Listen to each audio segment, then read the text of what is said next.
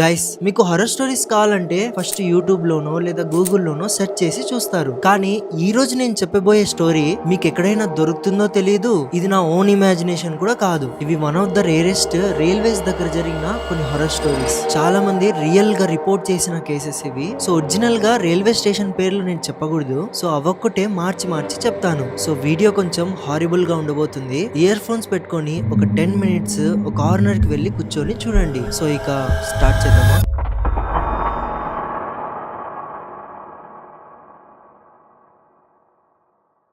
So నేను ఈరోజు official గా 3 రిజిస్టర్ చేసిన కేసెస్ గురించి మాట్లాడతాను. ప్రతి ఒక్కటి హారర్ కేసెస్ అన్నమాట. So case number 1, railway waiting room. ఈ కేసు జరిగిండేది 2019 లో.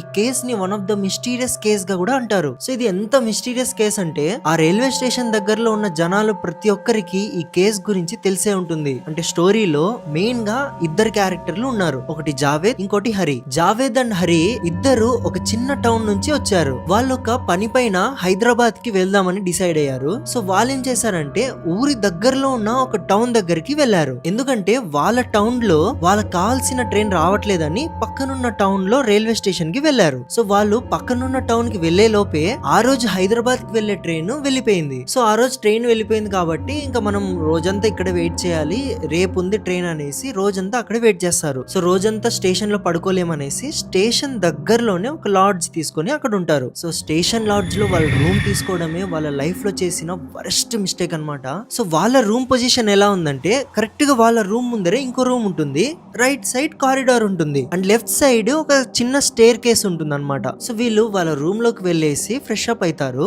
సరే అని కొంచెం రిలాక్స్ అవ్వడానికి చూస్తే కరెక్ట్ గా వాళ్ళ రూమ్ ముందర నుంచి చాలా చిన్న పిల్లలు అరుస్తున్నట్టుగా, ఆ పిల్లల మదర్ పిల్లల్ని తిట్టుతున్నట్టుగా ఇలాంటి సౌండ్స్ వస్తున్నాయి. కానీ వీళ్ళిద్దరూ అదంతా పెద్దగా పట్టించుకోలేదు. కానీ రాను రాను ఈ శబ్దాలు పెరుగుతూ పోయాయి. అరే ఏంద్రా ఈ న్యూసెన్స్ అనేసి వాళ్ళు ముందర రూమ్ కి ఓపెన్ చేద్దామనేసి డోర్ నాక్ చేస్తారు. కానీ 10 నిమిషాల పాటు వాళ్ళు డోర్ కొడుతూ ఉన్నా అసలు డోర్ ఎవరు ఓపెన్ చేయడం లేదంట. ఇలా ముందర రూమ్ నుంచి కంటిన్యూస్ గా సౌండ్స్ రావడం, వీళ్ళు ఎంత డోర్ కొడుతున్నా డోర్ ఓపెన్ చేయకపోవడంతో వీళ్ళకి భయం వేసి దగ్గరలో ఉన్న పోలీస్ స్టేషన్ కి వెళ్లి ఇన్ఫార్మ్ చేశారు. అప్పుడు వాళ్ళతో పాటు ఒక కానిస్టేబుల్ వచ్చి చెక్ చేస్తే ఆ రూమ్ ఇప్పటి నుంచే కాదు చాలా ముందు నుంచే పర్మనెంట్ లాక్ అయి ఉంది. సో ఇప్పుడు అసలు ఈ సౌండ్స్ ఎక్కడి నుంచి వస్తున్నాయి, ఈ రూమ్ లాక్ ఉంది కదా, లోపల ఎవరు ఉన్నట్టు అని చాలా టెన్షన్ పడ్డారు. అసలు ఏంది కథ అని ఆ లాడ్జ్ ఓనర్ ని అడిగేకపోయారు. అప్పుడు అతను ఏం చెప్పాడంటే 8 months ముందు అదే రూమ్ లో ఒక ఫైర్ యాక్సిడెంట్ జరిగిందంట. ఆ రూమ్ లో ఒక ఫ్యామిలీ ఉన్నింది. ఆ ఫ్యామిలీలో ఉన్న ప్రతి ఒక్కరు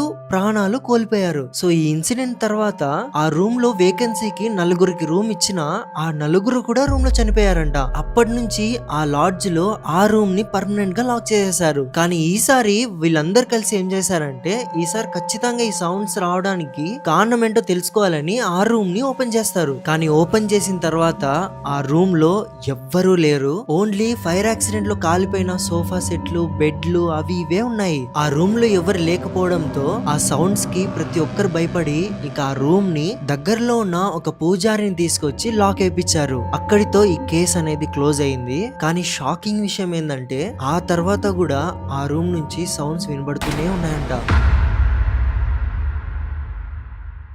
case number 2, body on track. ఈ కేసు జరిగింది 2005 లో. నైట్ 2 గంటలకి విశాఖపట్నం మరియు కర్నూలు మధ్య నడిచే ఒక ట్రైన్ వెళ్తూ ఉంది. సో మిడ్ నైట్ కాబట్టి ట్రైన్ లో అందరు నిద్రపోయి ఉన్నారు. లోకో పైలట్స్ మాత్రం వాళ్ళ పని వాళ్ళు చేసుకుంటూ ఉన్నారు. అప్పుడు సడన్ గా ట్రైన్ లాస్ట్ బోగిలో ఉన్న గార్డ్ సడన్ గా ఈ లోకో పైలట్ కి ఫోన్ చేసి ట్రైన్ ఆపండి అని అన్నారు. అప్పుడు లోకో పైలట్ అసలు నేను ట్రైన్ ఎందుకు ఆపాలి అని అడిగితే ఆ గార్డ్ ఏమన్నాడంటే నేను ఇప్పుడే పట్టాల పైన ఒక డెడ్ బాడీని చూసా అన్నాడు. అప్పుడు వాళ్ళు ఏం చేస్తారంటే మధ్యలో ఉన్న పల్లె కాపురం అనే వెళ్ళిపోయిన స్టాప్ స్టేషన్ కి కాల్ చేసి ఇలా మాకు ఒక డెడ్ బాడీ కనపడింది ట్రాక్ పైన అని ఇన్ఫార్మ్ చేస్తారు. అప్పుడు కొంతమంది గార్డ్లతో పాటు కొంతమంది లోకో పైలట్స్ ఆ డెడ్ బాడీని సెట్ చేయడానికి వెళ్తారు. ఆ రైల్వే ట్రాక్ పైన నడుస్తూ వెళ్తుండగా వాళ్ళకి ఆ ట్రాక్ పైన ఎటువంటి శవం కనబడదు. అప్పుడు వాళ్ళకి బాడీ కనపడకపోయేసరికి అక్కడ ఉన్న పోలీస్ స్టేషన్ కి ఇన్ఫార్మ్ చేస్తే వాళ్ళు ఏమంటున్నారంటే ఇలాంటి రైల్వే ట్రాక్ పైన బాడీస్ కనబడుతున్నాయని చాలా మంది నెలకి చాలా సార్లు ఇన్ఫార్మ్ చేస్తారంట. కానీ ఎన్నిసార్లు ఎన్నిసార్లు సెట్ చేసేకపోయినా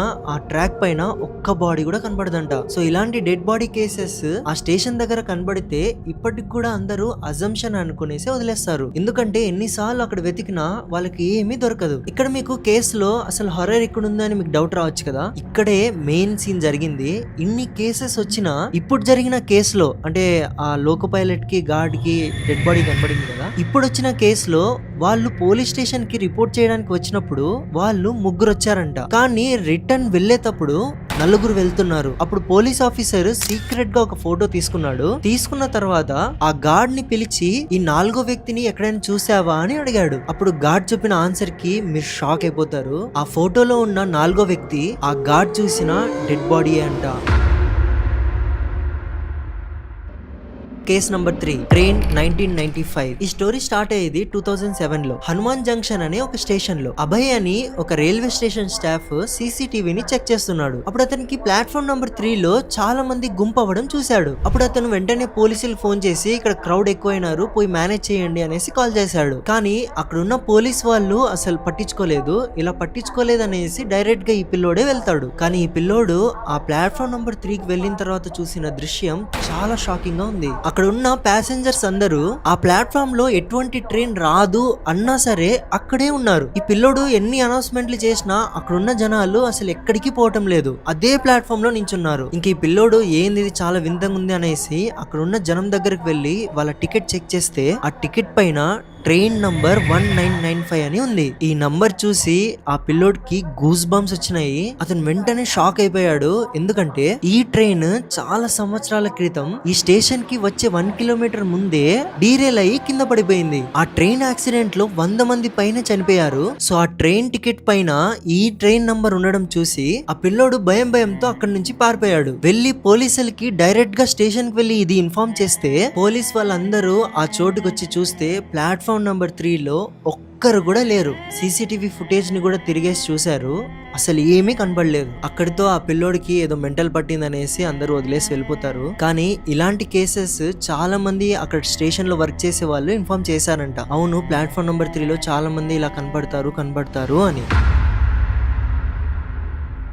సో గైస్, ఇవి 3 స్టేషన్స్ దగ్గరలో జరిగిన హారర్ స్టోరీస్ అన్నమాట. నాకు తెలిసి మీకు ఈ స్టోరీస్ నచ్చుంటుంది. సో వీడియోస్ కొంచెం లేట్ అయినా కొంచెం అడ్జస్ట్ అవ్వండి. కానీ మాక్సిమం నేను ప్రతి సాటర్డే ఒక లాంగ్ వీడియో పెట్టడానికి ట్రై చేస్తాను. సో థ్యాంక్ యూ గైస్, మీరు చూపిస్తున్న లవ్ అండ్ సపోర్ట్ కి నేను చాలా హ్యాపీగా ఉన్నాను. సో ఇలానే లైఫ్ లాంగ్ సపోర్ట్ చేస్తారని కోరుకుంటున్నాను. Thank you so much guys. Me parents ని జాగ్రత్తగా చూసుకోండి. మనం కలుద్దాం అప్కమింగ్ థ్రిల్లింగ్ వీడియోస్ లో. 3, 2